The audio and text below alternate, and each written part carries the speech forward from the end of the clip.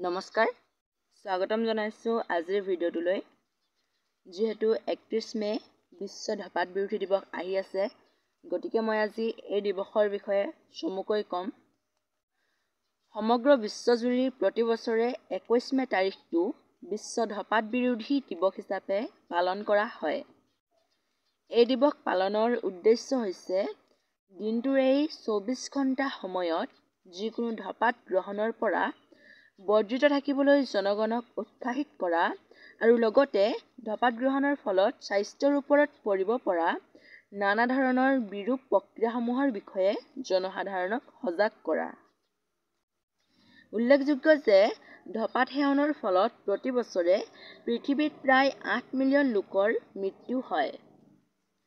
1987 চনত স্বাস্থ্য সংস্থাৰ এই সদস্য ৰাষ্ট্ৰসমূহে দিৱসটি সৃষ্টি কৰিছে।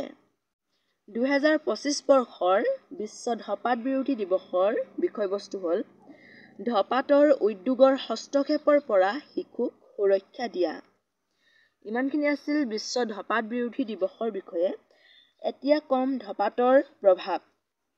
আসক্তিৰ বাবে শিক্ষা, খাদ্য বা স্বাস্থ্য সেৱাত ব্যৱহাৰ কৰিব পৰা ধন ধঁপাতলৈ যায়।